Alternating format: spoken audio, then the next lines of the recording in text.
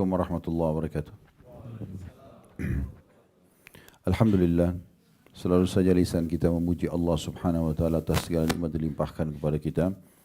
Dan selalu kita ulangi nikmat Islam dan iman, karena dengan ini kita punya panduan hidup. Dan juga kita mengenal Tuhan kita Allah, kita mengetahui segala aktivitas yang boleh dan juga tidak boleh. Dan mana yang boleh dinikmati, mana yang tidak boleh dinikmati, serta mana yang dilarang oleh Sang Pencipta Allah subhanahu wa ta'ala. Dan menjadi orang-orang yang beriman kepada Allah adalah sebuah nikmat yang melimpah yang tidak terhingga. Karena orang-orang yang beriman bisa menikmati apa saja. Bisa makan, minum, biologis, bekerja, mengejar prestasi terbaik di dunia. Intinya 5 huruf yaitu halal dan meninggalkan 5 huruf yang lain yaitu haram. Dan ini adalah sebuah kenikmatan yang melimpah. Plus lagi di akhirat nanti kita akan mendapatkan balasan yang sempurna dengan masuk ke dalam surga Allah subhanahu wa ta'ala yang diisi dengan juga kebahagiaan yang tak terhingga. Semua yang Bapak Ibu rasakan dari kenikmatan di dunia ini adalah miniatur akhirat. Jadi misalnya kenikmatan makan, minum, tidur, berpakaian, apa saja yang merupakan kenikmatan adalah miniatur akhirat, di mana nanti di akhirat kita akan mendapatkan sesuatu yang sifatnya abadi. Kalau di dunia ini tidak ada kepemilikan abadi. Kalaupun rumah itu sekarang sertifikatnya atas nama kita, hanya sementara. Pasti akan berubah satu waktu nanti. Begitu juga dengan kendaraan. Dan apa saja di dunia ini kepemilikannya sementara. Ya, walaupun kita pasti saja mungkin memiliki status yang sama. Kayak misalnya suami istri juga di dunia pasti akan berpisah dengan kematian. Orang tua dengan anak juga sama. Nanti di akhirat baru kita akan memiliki sesuatu yang abadi. Sekali kita miliki istana, ya, kaplingan tanah kita di surga, maka sifatnya abadi. Sekali kita memiliki pasangan kita yang akan bersama di akhirat, maka akan selamanya. Dan seterusnya. Dan ini hanya diberikan untuk orang-orang beriman. Kalau di dunia yang sifatnya bukan kepemilikan abadi, diberikan oleh Allah subhanahu wa ta'ala termasuk kepada orang-orang kafir. Mereka dikasih makan, dikasih minum, dikasih pakaian, dikasih kebahagiaan. Karena sudah menjadi peraturan Sang Pencipta Allah, semua di muka bumi ini orang yang berbuat yang dianggap baik dalam pandangan agama, maka pasti juga dipandang baik oleh Allah subhanahu wa ta'ala dan akan dibalas. Seperti misalnya, kalau ada orang kafir bakti dengan orang tuanya di dunia. Atau misalnya dia membantu orang susah, dia menjenguk orang sakit. Dalam syariat Allah ini adalah kebaikan. Maka orang-orang kafir ini akan diberikan balasan di dunia. Mereka akan diberikan kesehatan, mereka akan diberikan keturunan dengan kebaikan-kebaikan yang mereka lakukan, tapi hanya sebatas di dunia. Sementara di akhirat nanti sudah tidak ada lagi yang mereka bisa dapatkan. Dan orang-orang beriman, alhamdulillah, ini yang patut kita syukuri, akan mendapatkan di dunia kebahagiaan, kesempurnaan dalam kehidupan, dan di akhirat juga akan mendapatkan balasan yang sempurna. Ini nikmat yang harusnya kita syukuri dan jangan sampai kita kufur terhadap nikmat-nikmat tersebut. Selanjutnya kita panjatkan salam hormat kita kepada Nabi besar Muhammad sallallahu alaihi wa ala alihi wa sahbihi wasallam yang telah membawa kepada kita syariat Allah subhanahu wa ta'ala sehingga kita punya panduan hidup. Kita sudah bahas teman-teman sekalian serial pertama kita masalah tauhid, kemurnian, ibadah kepada Allah subhanahu wa ta'ala. Bagaimana seorang muslim akan selalu bahagia kalau hatinya diikuti dengan keyakinan dia punya Tuhan Allah yang menciptakan dia, yang menciptakan apapun yang ada di sekitarnya. Saya sudah berikan contoh kalau kita sehat, kita lagi memiliki nikmat, yang ciptakan kita Allah, yang ciptakan nikmat itu Allah, yang bisa pertahankan hanya Allah. Kalau kita sedang ada ujian, yang ciptakan kita Allah, yang ciptakan ujian itu juga Allah, dan juga yang bisa mengangkatnya hanya Allah. Jadi memang ini poin dasar sekali. Kalau seandainya kita bisa faham poin ini, maka kita akan berbahagia selalu. Karena kita tahu kita punya Tuhan. Tidak perlu bergantung pada manusia, hanya bergantung kepada Allah subhanahu wa ta'ala. Kemudian serial kedua masalah introspeksi diri atau muhasabah. Bagaimana seorang muslim harus peka, membesarkan nikmat yang ada, sehingga dia bersyukur dan juga melihat kepekaan dalam setiap peringatan Allah. Kalau ada sesuatu yang dia tidak suka walaupun kecil, maka dia segera kembali kepada Tuhannya, Allah subhanahu wa ta'ala. Kita juga sudah membahas serial ketiga masalah menuntut ilmu agama dan menjadikannya sebagai pegangan hidup. Ini juga bagian daripada sebab-sebab kebahagiaan. Serial keempat masalah pengabdian abadi, yaitu sibuk beramal saleh, dari amal soleh ke amal soleh yang lain, dan ini juga perlu kita titik beratkan. Selepas pulang dari sini Bapak Ibu sekalian, jangan lagi berubah dari sisi ibadahnya. Jangan futur atau jauh dari agama, tapi sebaliknya harus kita bawa oleh-oleh ibadah di Mekah dan Madinah ini ke negara kita dan ke aktivitas kita sehari-hari. Nikmatnya sholat berjamaah, bagaimana kita mengejar sholat di masjid, tepat waktu misalnya, nikmatnya sedekah, nikmatnya ibadah-ibadah yang lain, zikir, berdoa, dan seterusnya. Ini kita selalu kerjakan dan usahakan ibadah yang sedang kita kerja ini. Ingat, innamal a'malu binniyat, semua sesuai dengan niatnya. Jadi selalu niatkan agar Allah Subhanahu wa taala ulangi buat kita ibadah ini. Ya, misalnya umrah, haji, ya. Ini terus Allah Subhanahu wa taala ulangi. Serial kelima sudah kita bahas tentang peka akan nikmat, atau bagaimana seorang hamba selalu bersyukur dengan cara membesarkan nikmat itu supaya dia bersyukur walaupun itu nikmat kecil di mata dia. Dan caranya adalah jangan selalu melihat segala sesuatunya itu adalah ujian semuanya. Semua tidak disukai. Bahkan sudah kita berikan penjelasan, lapar, haus, ya, semua itu juga adalah ya, nikmat Allah Subhanahu wa taala. Jadi kita sudah membahas masalah menerima takdir Allah atau sabar. Bagaimana setiap orang di antara kita dianjurkan bersabar, dan sudah kita sebutkan segala macam keutamaannya. Dan sabar yang paling penting difahami adalah kalau sedang terjadi sebuah ujian, kita terima dulu sebagai keputusan Allah Subhanahu wa taala, kemudian kita ikhtiar cari jalan keluar. Bangun tidur tiba-tiba sakit, berarti dibutuhkan sabar. Ya, mau keluar rumah tiba-tiba mendung misalnya atau hujan, tuh butuh kesabaran. Atau kita lagi ingin membeli sebuah produk itu misalnya sudah tidak ada, contoh misalnya. Maka semua itu butuh kesabaran. Artinya menerima dulu keputusan Allah, kemudian ikhtiar mencari jalan keluar. Nah, itu sabar. Sudah panjang lebar kita jelaskan juga. Dan kesempatan kita pada hari ini adalah serial ke-7 dari sebab-sebab kebahagiaan pasrah kepada Allah atau bertawakal kepada Allah Subhanahu wa taala. Sebenarnya serial ini cukup banyak, ada 10 poin. Ya. Sebab kebahagiaan sudah saya susunkan, tapi memang tidak semuanya bisa dibahas. Ada serial ke-8 masalah sentosa tanpa dosa dan pelanggaran. Ada serial ke-9 manja pada Allah, artinya selalu berdoa dan memohon kepada Allah dan tamak dengan rahmat Allah. Dan ada serial ke-10-nya masalah selalu berbagi agar meraih tambahan rezeki, maksudnya bersedekah. Namun kita akan bahas insyaAllah pada kesempatan ini tentang masalah tawakal.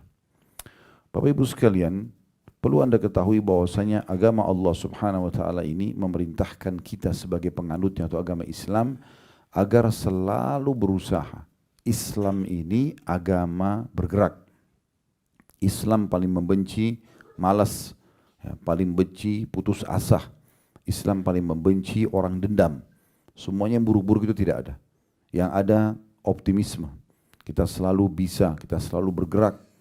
Dan dalam sebuah syair disebutkan oleh seorang muslim, taharrak fa inna fi harakati barakah. Selalu bergerak, produktiflah, karena itu akan mendatangkan keberkahan.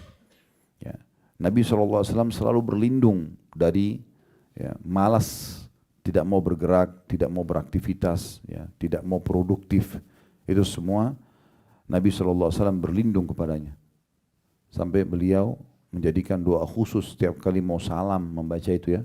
Wa'udzubika minal kasali wal jubn. Dan ya Allah, aku berlindung kepadamu dari sifat malas dan juga pengecut. Ya.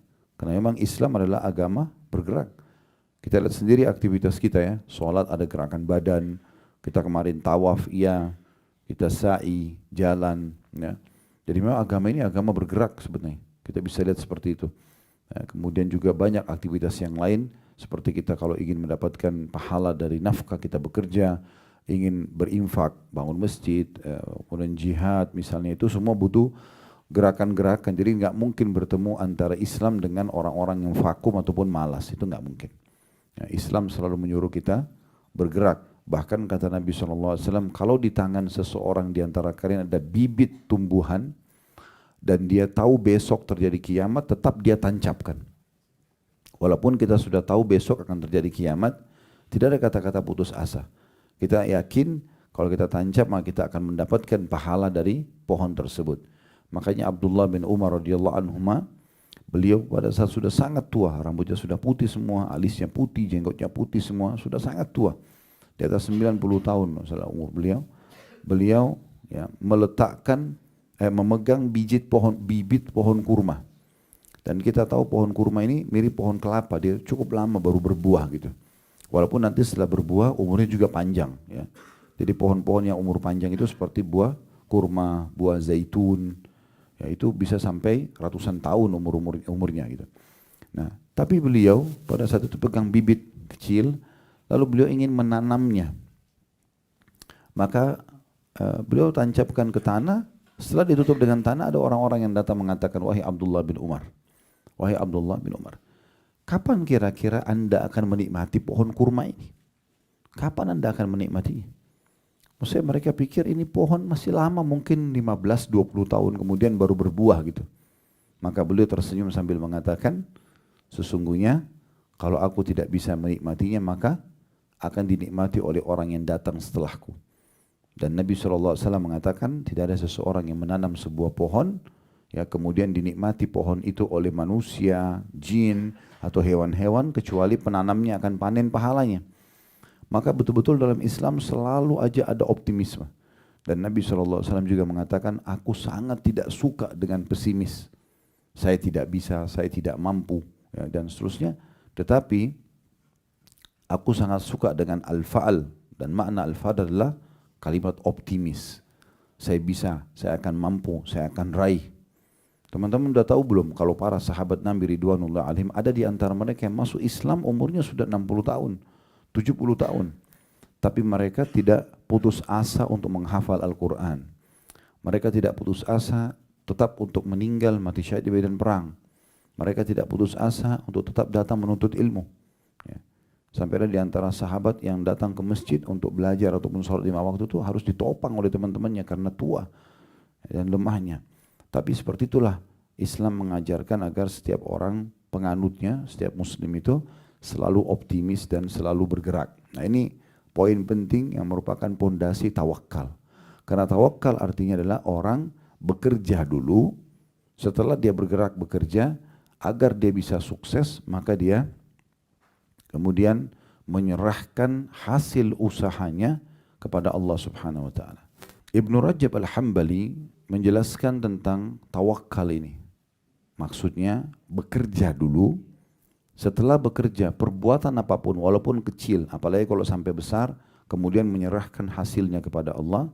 Beliau mengatakan terjemahannya kurang lebih, hakikat tawakal adalah benarnya penyandaran hati pada Allah Azza wa Jal untuk meraih berbagai kemaslahatan dan menghilangkan bahaya baik dalam urusan dunia maupun akhirat, menyerahkan semua urusan kepadanya serta meyakini dengan sebenar-benarnya bahwa tidak ada yang memberi, menghalangi, mendatangkan bahagia dan mendatangkan manfaat kecuali Allah semata. Ada bedanya antara tawakal dengan tawakul.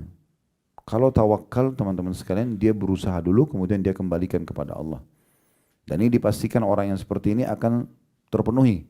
Apapun yang dia sudah usahakan akan mencapai nilai titik klimaksnya dalam kesuksesan kalau dia setelah berusaha dia tawakal.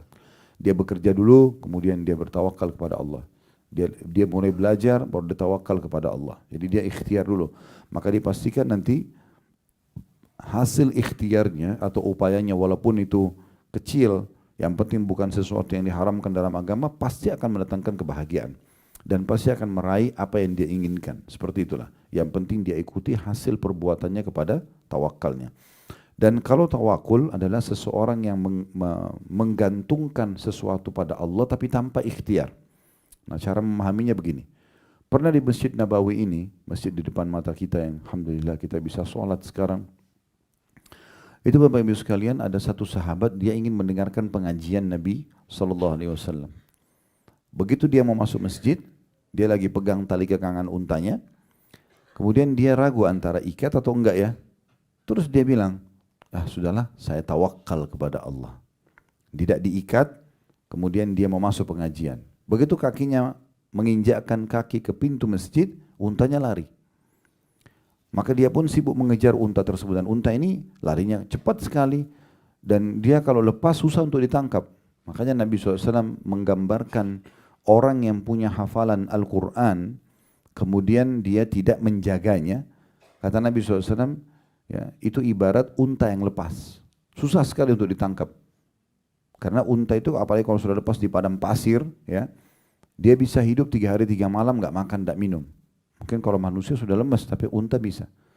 Karena unta itu kalau minum air, teman-teman sekalian, dia bisa minum air sampai sekian liter yang air itu tersimpan di satu kantong di dalam perutnya, dan itu tidak bercampur baur dengan darah, dengan kotoran. Jadi kapan dia haus, ada satu sistem di tubuh unta itu yang bisa membuat air itu jalan membasahi tenggorokannya kemudian masuk kembali. Makanya orang-orang dulu itu kalau jalan, mereka kebanyakan menunggangi unta. Termasuk Nabi SAW dan para sahabat kalau perjalanan jauh mereka pakai unta. Kalau mereka kehabisan bekal makan dan minum, untanya disembeli, dimakan dagingnya, kantong airnya itu dipakai minum airnya. Yang Allah mengatakan wa ilal ibili kaifa khuliqat. Lihatlah bagaimana unta itu diciptakan, gitu ya. Karena keajaiban yang luar biasa yang ada pada unta itu. Ya. Baik teman-teman sekalian, sahabat ini mengatakan, saya bertawakal kepada Allah. Lalu dia masuk masjid, untanya lari. Dia kejar, tidak ketemu untanya. Sudah lepas, karena masa dulu mungkin kalau saya sekarang mungkin masih lebih mudah lah dalam kota. Mungkin orang bisa menghalangi dengan kendaraan dan segala macam. Mungkin ada senjata yang melumpuhkan misalnya. Kalau zaman dulu sulit sekali. Maka dia pun kembali ke masjid, pengajian sudah selesai. Karena Nabi SAW tanya, ada apa dengan kamu? Dia bilang, ya Rasulullah, tadi ceritanya begini. Kata Nabi SAW, keliru, iqilha wa tawakkal ala Allah. Ikat dulu untamu, baru bertawakal kepada Allah. Jadi harus ada ikhtiar dulu, baru serahkan kepada Allah. Berapa banyak orang yang justru menganggap ini adalah hal ya, tidak penting. Mereka menganggap tidak penting untuk ya, berusaha dulu baru serahkan kepada Allah. Jadi jangan sampai kita nggak usah kunci mobil, nggak usah kunci rumah, toh nanti tawakal kepada Allah. Masuk maling, diambil, gitu kan? Nah seperti itu kurang lebih. Jadi kita harus memahami masalah ini. Tawakal kepada Allah ini memiliki banyak sekali keutamaan. Kalau teman-teman sudah berusaha, kemudian menyerahkan hasilnya kepada Allah dengan penuh keyakinan, selama itu baik Allah akan berikan kepada kita, atau kalau itu buruk Allah akan selamatkan kita dari mara bahayanya, maka kita akan mendapatkan poin pertama, rezeki dari Allah subhanahu wa ta'ala. Ya. Karena Allah menyebutkan dalam surah At-Talaq, surah nomor 65 ayat 3. Potongan ayatnya, وَمَنْ يَتَوَكَّلْ عَلَى اللَّهِ فَهُوَ حَسْبُهُ. Siapa yang bertawakal kepada Allah, maka Allah akan jadi pencukup baginya. Jadi ini, pencukup ini, Ibnu Rajab mengatakan tawakal adalah seutama-utama sebab untuk mendapatkan rezeki. Karena memang Allah mengatakan fahuwa hasbu. Allah akan jadi pencukup baginya, maksudnya semua kebutuhan dia akan ya, dipenuhi oleh Allah subhanahu wa ta'ala. Ya, tentu surah At-Talaq ayat 3 ini sebelumnya itu Allah menyebutkan ya, wa may yattaqillaha yaj'al lahu makhraja. Siapa yang bertakwa kepada Allah, dia patuh kepada Allah, maka Allah akan berikan kepadanya jalan keluar dari permasalahan hidupnya. Lalu wa yarzuqhu min haitsu la yahtasib, dan Allah akan memberikan rezeki dari tempat tidak disangka-sangka kepadanya ya. Wa may yatawakkal 'ala Allah fa huwa hasbuh. Oleh karena itu kata Allah, siapa yang mengembalikan urusan hasil daripada perbuatannya kepada Allah, maka Allah akan jadi pencukup terhadap semua kebutuhan dia. Jadi disebabkan karena tawakal inilah kita akan mendapatkan ya, kecukupan. Di dalam sebuah ya, riwayat, Nabi SAW mengatakan kepada seorang sahabat namanya Abi Dzar Al-Ghifari radhiyallahu anhu, berhubungan dengan tafsir surah At-Talaq ayat 3 tadi. Wa may yatawakkal 'ala Allahi fa huwa hasbuh. Siapa yang bertawakal kepada Allah, Allah jadi pencukup baginya. Kata beliau sallallahu alaihi wasallam, "Lau anna an-nasa kulluhum akhadhu biha lakafahattum ya, lakafathum." Kalau seandainya manusia itu mengambil nasihat ini, dia betul-betul berusaha dulu, tidak vakum, kemudian mereka menyerahkan hasilnya kepada Allah, niscaya pasti ayat ini akan mencukupi baginya. Karena Allah telah menjanjikan. Ya. Yaitu seandainya manusia betul-betul bertakwa kepada Allah dan bertawakal, maka sungguh segala urusan dunia dan agama mereka akan mereka dapatkan. Akan mereka dapatkan. Ibnu Jarir At-Tabari rahimahullah dalam tafsir beliau menyebutkan dalam tafsir surah At-Talaq ayat 3, tafsir At-Tabari, barang siapa yang bertakwa kepada Allah dengan menjalankan perintah Allah dan menyandarkan hatinya kepada Allah, maka Allah akan memberikan kecukupan baginya. Memberikan kecukupan baginya. Ada juga satu kejadian di masa Umar radhiyallahu anhu. Ada beberapa orang selepas sholat Jumat duduk di masjid, enggak keluar. Laki-laki. Umar datang asar masih ada, Umar datang maghrib masih ada. Ditanya sama Umar, kalian ngapain di sini? Apain aja di sini? Ya. Maka mereka mengatakan, kami kaum yang bertawakal kepada Allah. Maksudnya nggak usah keluar bekerja, tunggu aja di sini. Kalau rezeki ya datang juga. Nah seperti itu. Maka kata Umar bin Khattab radhiyallahu anhu sambil memarahi mereka, dan kemudian beliau mengatakan, kalian sudah tahu Allah subhanahu wa ta'ala tidak pernah menakdirkan langit menghujankan emas, yang ada air, dan air ini dikelola lagi supaya dia bisa menghasilkan misalnya tanaman dan seterusnya, ya, atau hewan ternak dikonsumsikan air tersebut, manusia minum supaya dia bisa bergerak beraktivitas, baru bisa ada hasilnya. Maka Umar mengatakan, keluarlah, ya, dan jangan menjadi orang-orang yang membebani masyarakat. Suruh cari rezeki, disuruh keluar, gitu kan. Al-Qurtubi rahimahullah menyebutkan tentang tafsir tadi yang kita bacakan surah At-Talaq ayat 3, barang siapa yang menyandarkan dirinya dan hasil usahanya kepada Allah, maka Allah akan berikan kecukupan pada urusannya. Asy-Syaukani ini juga salah satu, ya, ulama mengatakan barang siapa yang menyerahkan urusannya pada Allah, maka Allah akan berikan kecukupan akan semua kebutuhannya. Tapi ingat ya, ikhtiar dulu, kemudian serahkan hasilnya kepada Allah. Jangan pernah ikhtiar kemudian mengatakan kayaknya saya tidak akan dikasih sama Allah. Kayaknya doa saya tidak akan diterima. Maka akan diberikan sesuai dengan niatnya. Ya, harus kita menjalankan sunnah Nabi SAW. Berdoalah kalian, mohonlah kalian kepada Tuhan kalian dalam kondisi kalian sangat yakin diterima. Karena Allah tidak akan menerima doa dari hati yang lalai. Dari hati yang lalai. Oleh karena itu teman-teman sekalian kita harus paham tentang poin ini ya. Jangan tadi seperti orang-orang yang belum ikhtiar, kemudian mereka langsung mengatakan mereka bisa mendapatkan rezeki. Baik, bagaimana Ustadz memahami poin tentang rezeki yang bisa datang kepada seseorang, ya, walaupun dia tidak berikhtiar. Dengan memahami masalah tawakal.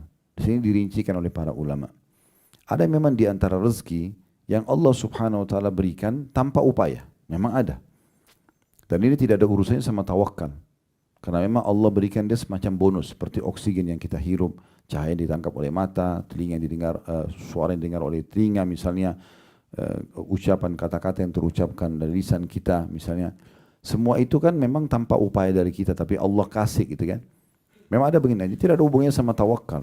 Karena memang ini dasarnya tanpa upaya sudah bisa. Tapi yang berhubungan dengan harus ada upaya, seperti kita lapar misalnya. Tidak bisa kita bilang, ya Allah saya lapar, hilangkan lapar saya. Lalu hilang. Enggak, sistem yang Allah buat, kita cari makanan, kunyah dulu makanan itu, diproses di usus kita, kemudian laparnya hilang. Kita capek misalnya, Allah buat kita mengantuk, kita berikhtiar, bergerak untuk istirahat, kemudian baru hilang, dan seterusnya. Begitu juga dengan haus. Kita berdiri, kita mencari air misalnya, minum, kemudian baru ya haus tersebut hilang. Nah ini perlu difahami. Sehingga akhirnya selain daripada hal-hal yang sudah Allah tentukan tadi itu, ya memang butuh gerak, maka harus bergerak. Tidak boleh tidak. Namun jangan cuma sekedar bergerak ya. Kalau hanya sekedar bergerak lalu bangga dengan hal tersebut, tidak menyandarkannya kepada Allah, maka ini mirip nanti kasusnya Qarun. Qarun tadinya orang miskin dari kaum Nabi Musa. Allah SWT jelaskan dalam Al-Quran kalau Qarun adalah dari kaum Musa. Dia tadinya miskin sekali dan ahli ibadah. Dalam beberapa riwayat disebutkan. Tetapi yang terjadi adalah pada saat dia bertemu dengan Nabi Musa suatu waktu, lalu dia mengatakan, wahai Nabi Allah, mintalah kepada Allah agar dibukakan rezeki untukku. Nabi Musa AS pun berdoa, akhirnya dibukakan pintu rezeki. Dia jadi mahir untuk mengelola emas sampai akhirnya dia menjadi seorang pengusaha emas yang sukses. Tapi uniknya, setelah dia mendapatkan semua itu, dia malah kufur kepada Allah Subhanahu wa taala. Malah tidak mau keluarin zakat hartanya, malah dia bekerja sama dengan Fir'aun untuk mencelakakan Nabi Musa, sampai akhirnya Allah jadikan tanda-tanda kebesaran bagi Bani Israel ya, dan juga bagi Fir'aun. Allah tenggelamkan Qarun bersama dengan seluruh istananya dan harta-hartanya. Dan Nabi Musa AS mengatakan tidak akan pernah ada yang bisa mendapatkan harta Qarun itu. Indonesia biasa bilang harta karun ya. Nah itu sebenarnya namanya Qarun karena semua harta dia dan dirinya ditimbun oleh Allah Subhanahu wa taala di satu lokasi yang pada saat itu di daerah Mesir, tapi sampai hari kiamat tidak akan ada yang bisa mendapatkan harta simpanan Qarun itu. Karena Nabi Musa AS menjelaskan itu setelah dibinasakan sama Allah di depan mata Bani Israel, di depan Fir'aun, mereka tahu betul istananya Qarun sangat besar, menyaingi istananya Fir'aun. Hartanya banyak melimpah, pegawai-pegawainya banyak sampai digambarkan dalam Al-Quran untuk mengangkat kuncinya saja, kunci pembuka gudangnya butuh banyak laki-laki yang kuat-kuat saking banyaknya hartanya. Maka pada saat itu Allah binasakan dan waktu itu ada sebagian dari Bani Israel coba mau ngorek-ngorek karena tahu titik rumahnya di mana. Lalu lewatlah sebagian orang-orang beriman mengatakan Allah telah turunkan firman-Nya kepada Nabi-Nya Musa kalau harta itu tidak akan ditemukan selamanya sampai hari kiamat. Maka Allah jadikan sebagai tanda-tanda kebesaran karena dia tidak menyerahkan urusannya kepada Allah. Dia anggap itu semua kemampuan dia. Oh bapak sama ibu pintar ya, cerdas ya sampai profesor. Ya itu karena memang saya hebat. Nah ini berbahaya sekali. Mirip sama Qarun. Alhamdulillah Allah sedang amanahkan ini misalnya. Yani memang saya cuma coba ikhtiar, Allah yang memberkahi. Nah itu contohnya. Nah, ini perbedaan antara orang yang tawakal dengan orang tidak tawakal gitu. Ya, itu poinnya. As-Sa'di berkata rahimahullah, barang siapa yang menyandarkan diri pada Allah dalam urusan dunia maupun agama untuk meraih manfaat, saya ulangi, barang siapa yang menyandarkan diri pada Allah dalam urusan dunia maupun agama untuk meraih manfaat dan terlepas dari kemudaratan, maka ia pun menyerahkan urusannya pada Allah, maksudnya supaya hasil usahanya maksimal dan juga tidak kena mudarat. Dia minta kepada Allah agar diselamatkan, maka Allah akan mencukupi urusannya. Jika urusan tersebut diserahkan pada Allah yang maha mencukupi atau al-ghani, diserahkan kepada zat yang maha kuat atau al-qawi, diserahkan kepada zat yang maha perkasa atau al-aziz, dan juga diserahkan kepada zat ar-rahim yang maha pengasih, maka hasilnya pun akan baik dari cara-cara yang dia tidak sangka. Namun kadang hasil tersebut tidak datang saat itu juga dan diakhirkan sampai waktu yang paling tepat. Maka maha suci Allah yang lebih mengetahui kapan seorang hamba itu mengetahuinya atau kapan hamba itu akan mendapatkannya. Jadi kalau misalnya ada teman-teman sudah ikhtiar nih, kita berusaha buka usaha, kita berikhtiar untuk dapat anak, berikhtiar untuk mendapat pasangan, berikhtiar apa saja, kita sudah ikhtiar nih maksimal. Menurut kita begitu. Nah, tinggal tawakal kepada Allah, serahkan kepada Allah dengan dia dalam hati begitu, menyandarkan ini hasilnya kepada Allah, maka Allah akan mudahkan nanti. Ada orang yang diberikan langsung, ada orang yang ditunda sampai waktu yang Allah lebih tahu itu tepat buat dia. Kalau diberikan misalnya sekarang, maka mungkin akan luput dari dia syukur, akan luput dari dia mendapatkan pahala sabarnya misalnya. Tapi Allah terlambatkan sampai waktu tertentu. Tapi yakinlah teman-teman sekalian, tidak ada orang yang berdoa di muka bumi ini muslim asal dia ikhlas kepada Allah kecuali akan diijabah. Itu perkataan Nabi SAW dalam hadis sahih. Tidak ada seorang muslim yang berdoa di muka bumi ini kecuali pasti akan diijabah oleh Allah Subhanahu wa taala. Dalam riwayat lain, kecuali melalui 3 tahapan. Yang pertama diberikan langsung pada saat itu, yang kedua akan dihilangkan musibah akan menimpa dia dengan doa itu, atau akan disimpankan dalam bentuk pahala yang dia panen pada hari kiamat. Kenapa Ustaz masih ada doa saya yang belum saya lihat hasilnya? Mungkin dia belum tawakal. Dia belum menyandarkan urusan itu kepada Allah. Tidak diikuti dengan keyakinan Allah akan terima, tapi ragu-ragu. Diterima enggak ya? Kok saya belum lihat hasilnya? Nah ini yang Nabi SAW mengatakan. Akan diterima permintaan seseorang dari kalian selama dia tidak tergesa-gesa. Kata para sahabat, ya Rasulullah bagaimana cirinya orang tergesa-gesa? Kata Nabi SAW, dia mengatakan aku telah berdoa belum lihat hasil, lalu dia berhenti berdoa. Sehingga akhirnya dia tidak jadi mendapatkan apa yang dia harapkan tersebut. Jadi ini poin pertama, Allah akan berikan kepadanya rezeki dari tempat tidak disangka-sangka dengan bertawakal kepada Allah Subhanahu wa taala. Yang kedua yang didapatkan adalah, tentu juga ada sebuah riwayat sahih, riwayat Bukhari ya. Kata Nabi SAW, kalau kalian betul-betul bertawakal kepada Allah, niscaya Allah akan memberikan kepada kalian rezeki seperti ibarat seekor burung yang keluar pagi hari dalam kondisi lapar, pulang di sore hari dalam kondisi perutnya sudah kenyang. Dari mana rezekinya nggak tahu. Tapi burung-burung, hewan-hewan, semuanya miliaran makhluk di muka bumi ini yang punya denyut kehidupan, mereka diberikan rezeki oleh Allah SWT. Dari kecil sampai besar, dan berapa banyak nikmat Allah yang melimpah yang sudah kita nikmati dari makanan, dari minuman, dari pakaian dan segala macam hal yang mungkin kalau kita hitung tidak akan mungkin bisa mampu kita menulisnya atau menghitungnya karena terlalu banyak. Ya. Manusia mudah kufur nikmat, mudah melupakan nikmat Allah Subhanahu Wa Taala, maka akhirnya mereka tidak bisa menilai kebaikan Allah Subhanahu Wa Taala. Jadi kalau kita betul-betul bertawakal seperti seekor burung, maka akan diberikan oleh Allah Subhanahu Wa Taala.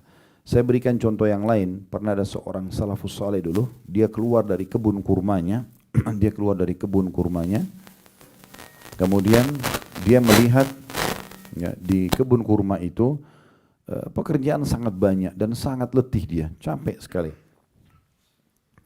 Maka dia pun keluar dari kebun kurmanya, di sebelah kebun kebetulan ada sungai. Dia duduk di situ, kemudian dia melihat ke arah air tersebut sambil dia mengatakan, kalau seandainya Allah memberikan balasan maksimal dari usahaku hari ini, aku capek sekali. Sebagai rezekiku, dia minta agar Allah berikan hasilnya. Lalu Allah berikan pelajaran penting kepada dia. Apa pelajarannya? Tiba-tiba di depan matanya disebutkan dalam kisah ini, lewat sebatang pohon. Di atas batang pohon itu ada seekor burung bangau, matanya buta burung bangau itu, dan salah satu kakinya patah. Dia berada di atas satu dahan pohon. Di atas dahan pohon kakinya, dia cuma tertopang satu kakinya, matanya buta, dan di atas batang pohon kakinya satu patah, dan dahan pohon itu lagi jalan mengalir bersama air. Maka orang ini mengatakan, saya ingin tahu bagaimana Allah memberikan rezeki kepada burung bangau ini. Subhanallah, sementara dia lagi merenungi kejadian tersebut, Allah ingin menghiburnya dan memperlihatkan kepada dia sebuah pelajaran penting. Maka dari kejauhan ada satu burung elang terbang, kemudian mencengkram ikan dengan kukunya. Setelah itu dia terbang kembali. Pas burung elang itu terbang, lepas cengkeraman kakinya dari ikan yang dia pegang, cengkeraman kukunya ke ikan itu, dan ikan itu jatuh pas di depannya burung bangau yang ada di atas batang pohon tadi. Burung bangau ini hanya mencium bau ikan, kemudian menurunkan kepalanya lalu kemudian memakannya. Lalu dia mengatakan, Maha Suci Allah yang telah menentukan rezeki hamba-hambanya. Dalam kisah yang lain Ibnu Qayyim rahimahullah juga pernah, beliau melihat ada seekor ular pada saat beliau ingin menuju ke satu tujuan, dan ada ular jalan di semak belukar, tapi kelihatan ular itu terlihat matanya semuanya putih. Ya. Matanya semuanya putih. Ya. Berarti ular itu buta. Maka kata Ibnu Qayyim rahimahullah, saya ingin lihat bagaimana Allah kasih rezeki kepada ular ini. Kemudian Ibnu Qayyim bilang, saya ikutin. Ular itu pelan-pelan di antara semak belukar, ular ini jalan terus sampai kesentuh badannya di satu dahan pohon, dia pun naik ke atas. Begitu dia naik ke atas, Ibnu Qayyim bilang, saya angkat kepala saya melihat ular ini mau kemana. Ada dahan pohon, ya. Kemudian ular itu naik ke atas, di sebelahnya rupanya di dahan pohon itu ada satu anak burung yang sedang membersihkan sayapnya, tidak sadar kalau di sebelahnya ada ular. Ular juga buta tidak melihatnya. Tapi begitu dia mencium bau burung tersebut, dia menyergapnya dan memakannya. Kata Ibnu Qayyim, Maha Suci Allah yang telah menentukan rezekinya burung ini. Ya. Dan ini sebuah hal yang luar biasa gitu. Kemudian teman-teman sekalian, yang kedua yang bisa kita dapatkan adalah seseorang kalau bertawakal selain mendapatkan rezeki, maka juga dia akan masuk surga tanpa hisab. Jadi ini keutamaan yang luar biasa. Orang kalau menyerahkan hasil usaha, berusaha dulu lalu dia sandarkan kepada Allah, diikuti dengan penuh keyakinan Allah akan memberikan apa yang dia harapkan, apa yang dia minta, baik dalam waktu dekat atau mungkin ditunda beberapa saat, dan dia jangan putus asa, terus dia kejar dan minta kepada Tuhannya, terus dia manja dan mohon kepada Tuhannya, maka Allah akan kasih. Puncaknya dia akan dibalas nanti masuk ke dalam surga. Sebagaimana hadits Ibnu Abbas radhiyallahu anhuma, beliau mengatakan bahwasanya Rasulullah SAW bersabda, "Yadkhulul jannata min ummati 70,000 bighairi hisab." Akan masuk surga dari umatku 70,000 tanpa dihisab. Ya, semoga kita termasuk insyaallah ini. Tanpa dihisap maksudnya tidak pula lagi ditimbang-timbang amalnya. Memang ada orang ini VIP. Ya. Insya Allah ada satu judul ceramah yang kami susun, jadilah VIP. Ya. Itu anti materi tablik akbar insya Allah. Tujuannya untuk membahas bagaimana setiap orang muslim harus jeli selama mereka hidup. Mereka kenapa tidak menjadi orang-orang yang VIP yang bisa lolos di dunia, dapat rezeki dengan mudah, mudah disukai oleh manusia, disukai oleh Tuhannya, dan ada caranya semua untuk menjadi orang seperti ini. Fasilitasnya sangat bagus di dunia, di akhirat juga mereka akan mendapatkan yang terbaik, bahkan melewatin sirat golongan pertama seperti kilat cepatnya masuk surga dan mendapatkan derajat tertinggi. Semuanya bisa akan didapatkan. Kata Nabi SAW, akan ada 70.000 dari umatku, mereka masuk surga tanpa hisab dengan sangat mudah. Ini VIP ini. Lalu kata Nabi SAW, humul ladina la yastarqun. Mereka adalah orang-orang yang tidak minta diruqyah. Ya. Dari sini maksudnya ada orang yang tanpa sebab. Tidak ada masalah sihir, tidak ada masalah apa, tapi mereka suka bergantung pada ruqyah. Bisa bermakna itu, kalau ruqyahnya adalah ruqyah membaca ayat-ayat Al-Quran untuk berobat, atau bisa juga bermakna ruqyah di sini adalah ruqyah, ya, minta dalam secara etimologi atau bahasa, minta guna-guna, orang yang minta diguna-gunain, ya. Karena dia dalam secara etimologi juga bisa bermakna bacaan yang ditiupkan, gitu ya. Tapi intinya di sini sebenarnya ulama mengatakan mereka tidak minta ruqyah, tidak minta untuk dibacakan ayat-ayat, sementara mereka tidak bermasalah. Kalau ada seseorang antara kita memang ada rasa masalah, misalnya dia merasa memang sering kesurupan, sering ketindihan, sering mimpi-mimpi buruk misalnya, lalu dia minta diruqyah, ini berbeda, bukan tidak masuk dalam hadis ini. Mereka orang-orang yang tidak disebutkan dalam hadis ini, karena Nabi SAW pernah menyuruh istri-istri beliau diruqyah. Ya, pernah Aisyah diruqyah, Nabi SAW pernah diruqyah oleh Jibril pada saat beliau sakit. Ya, waktu Jibril dalam hadis sahih menanyakan kepada Nabi SAW, ada apa dengan Muhammad? Kata Nabi SAW, aku sedang sakit, terganggu. Maka Jibril pun membaca doa ruqyah masyhur, Bismillah arkik, min kulli syarrin yu'dhik, wa min syarri nafsin wa ainin hasid, Allah yashfiki, Bismillah arkik. Maka ini ya, yang dibaca oleh Jibril kepada Nabi Muhammad SAW tentang doa ruqyah. Ya, berarti dibolehkan gitu ya. Bahkan kata Nabi SAW, la ba'sa birruqyah ma lam takun syirkan. Boleh beruqyah selama tidak ada kesyirikan di situ. Maksudnya adalah memang ada sebabnya. Ya. Kemudian yang kedua, wala yatatayyarun, dan mereka tidak ya menggantungkan nasibnya pada benda-benda atau menganggap adanya sial-sial. Ya. Maka ini juga ciri orang yang masuk surga tanpa hisab. Mereka tidak tatayur. Nah, asal mula bahasa tatayur Bapak Ibu sekalian adalah orang-orang Arab dulu. Mereka punya satu tradisi. Mereka datangin satu dukun di Mekah. Dukun itu dibayar. Kemudian dukun ini siapin satu kotak. Di situ ditaruh 3 lembar bulu burung merpati, ditulis lakukan, yang kedua tidak lakukan, yang ketiga kosong. Setiap kali dia melakukan satu aktivitas, maka dia selalu menggantungkan nasibnya pada bulu-burung itu. Dia datang, dibayar dukun itu, dimasukkan tangannya dalam kotak. Dia dengan tutup mata, nanti kalau keluar tulisan lakukan berarti dianggap dia akan sukses. Kalau keluar jangan lakukan berarti dianggap akan ada musibah menimpa kalau dia lakukan. Safar, bekerja, menikah dan seterusnya. Dan kemudian kalau keluar yang tidak ada tulisan dia harus mengulanginya. Ini namanya tatayur. Atau ada tradisi jahiliyah yang lain, mereka ambil burung, kemudian mereka terbangkan burung itu. Kalau ke arah yang dia akan pergi ke sana, ya, misalnya dia mau ke arah barat, burungnya itu terbang ke arah barat, berarti dia akan selamat di jalan. Kalau arahnya ke arah, lawan arahnya yang dia mau pergi, berarti dia akan celaka. Nah, ini namanya tatayur, ini tidak boleh. Ya, kalau Bapak Ibu ingin masuk surga tanpa hisab, tidak boleh tatayur. Nah, masuk dalam tatayur ini seperti kemarin kita kasih contoh ya, kalau tangan kanan gatal, ya itu kemudian mau keluar uang, tangan kiri gatal mau dapat uang, kelopak matanya kedap-kedip atas mau senang, kalau di bawah mau sedih. Ya apalah, mungkin Bapak Ibu lebih tahu tradisi di sebagian kota kita, maka itu semua tidak boleh, itu masuk dalam tatayur, ya menggantungkan nasib pada benda-benda seperti ini nggak boleh. Atau menganggap ada hari sial, ya hari Selasa itu dianggap hari sial misalnya, kalau ada orang kecelakaan, oh memang karena hari Selasa, nah itu semua termasuk tatayur. Kemudian Nabi SAW mengatakan ciri yang ketiga orang masuk surga tanpa hisab, wa ala rabbihim yatawakkalun, dan mereka bertawakal kepada Rabb mereka. Ternyata ini penyebab seseorang itu masuk ke dalam surga tanpa hisab, masuk ke dalam surga tanpa hisab. Jadi ini penting sekali untuk difahami, ya. Dari dalam merealisasikan tawakal ini, tidaklah menafikan seseorang untuk berusaha dan mencari sebab-sebab yang telah Allah tentukan. Ya, bahkan dianjurkan orang untuk berikhtiar dan mencari sebab-sebabnya.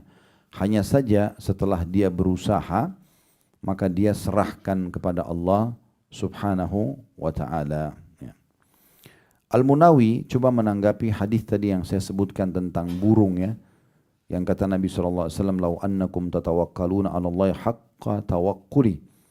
Kalau kalian benar-benar bertawakal kepada Allah sebenar-benar tawakal, maksudnya menyerahkan setelah berusaha hasilnya kepada Allah, la razaqakum, maka pasti Dia akan memberikan kepada kalian rezeki kama yarzuqut tayra, sebagaimana Allah memberikan rezeki seekor burung, tagdu khimasan wa taruhu bitana, yang pergi pada pagi hari dalam kondisi lapar, kembali sore hari dalam kondisi kenyang.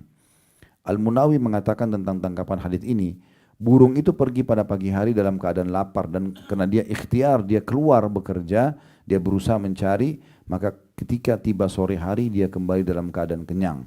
Namun usaha ini bukanlah yang memberi rezeki, yang memberi rezeki adalah Allah Ta'ala. Hal ini menunjukkan bahwa tawakal tidak harus meninggalkan usaha. Tawakal haruslah dengan melakukan berbagai usaha akan membawa hasil yang diinginkan dan pasti akan diberikan rezeki ya dari tempat-tempat yang tidak disangka. Ibnu Allan mengatakan bahwa As-Suyuti sempat berkata, ini nama-nama ulama, Al-Baihaqi mengatakan dalam Syu'abul Iman, hadits ini bukanlah dalil untuk duduk-duduk santai, enggan melakukan usaha untuk memperoleh rezeki. Bahkan hadis ini merupakan dalil yang memerintahkan untuk mencari rezeki karena burung tersebut pergi di pagi hari untuk mencari rezeki. Jadi yang dimaksudkan dalam hadis ini, wallahu alam, seandainya, kata beliau ya, mereka bertawakal pada Allah Ta'ala dengan pergi, berusaha dulu dan melakukan segala aktivitas dalam mengais rezeki, kemudian melihat bahwa setiap kebaikan berada di tangan Allah dan dari sisinya, maka mereka akan memperoleh rezeki tersebut sebagaimana burung yang pergi pada hari dalam keadaan lapar dan kembali sore hari dalam keadaan kenyang. Dan ingatlah bahwa mereka tidak hanya bersandar pada kekuatan tubuh dan usaha mereka saja atau bahkan mendustakan ya, apa yang telah Allah takdirkan baginya, karena itu semua menyelisihi makna tawakal. Makna tawakal ya. Nabi SAW berikhtiar. Beliau seorang Nabi, harusnya bisa saya duduk, manis, selesai. Tapi Nabi SAW berdagang. Hidup Nabi itu terbagi menjadi beberapa fase. Fase pertama, mulai dari 8 tahun kita hitung ya, karena dari umur sebelum 8 tahun beliau masih dinaungi oleh ibunya sampai 6 tahun, kemudian 6 sampai 8 tahun kakeknya, semua kebutuhan dipenuhi. Nah mulai 8 tahun di sini beliau SAW sudah mandiri. Karena hidup bersama pamannya Abu Thalib yang miskin, maka beliau sudah mulai ikhtiar. 8 tahun sampai umur 21 tahun, ya, kurang lebih 11 tahun, di situ beliau ikhtiar. Ini 13 tahun. Beliau ikhtiar mengembala domba. Umur 8 sampai umur 21 tahun. Itu kurang lebih 13 tahun beliau ikhtiar untuk mengembala domba supaya bisa menghidupi hidup beliau. Ini tidak mungkin terjadi kecuali memang karena didikan dari Allah SWT. Kemudian setelah itu dari umur 21 tahun sampai 40 tahun jadi Nabi, itu fase di mana 19 tahun beliau jadi pengusaha. Dan menjadi pengusaha yang sukses. Setelah itu masa Nabi kenabian 40 tahun sampai meninggal 63 tahun, ini adalah gabungan semuanya. Beliau tetap berusaha, beliau tetap juga menjadi da'i, menjadi nabi, beliau juga menjadi seorang mujahid, dan terus memotivasi para sahabat untuk meraih semua prestasi-prestasi dunia dengan bertawakal kepada Allah Subhanahu wa Ta'ala. Juga Allah Subhanahu wa Ta'ala telah menjanjikan kepada Nabi-Nya SAW kemenangan di Khaybar, ya, kurang lebih 180 km dari sini ada benteng Yahudi, ada 9 benteng Yahudi yang ditaklukkan oleh Nabi SAW pembebasan di perang Khaybar itu. Waktu itu turun firman Allah SWT, sebelum ke Khaybar, Allah akan berikan kemenangan kepada Nabi SAW dan pasti menaklukkan 9 benteng itu.